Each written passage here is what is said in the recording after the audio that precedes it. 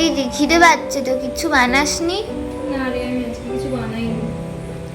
মা রুটি করেছে, তুই চিকেন ভর্তা বানাবি রে? আচ্ছা ঠিক আছে, দেখছি। কাল সন্ধেবেলা বোনের আবদারে বানিয়েছিলাম চিকেন ভর্তা।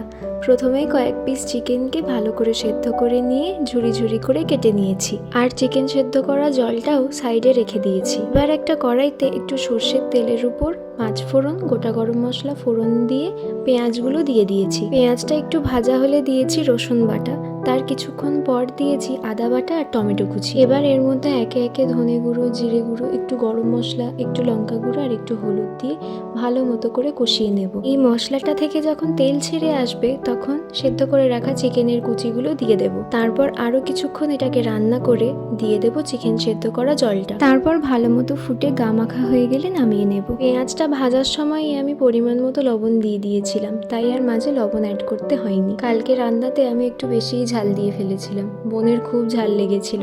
রেসিপিটা কেমন লাগলো জানিও। টাটা। কিরে, কেমন হয়েছে? টেস্টি হয়েছে কিন্তু খুব ঝাল। খুব ঝাল হয়েছে?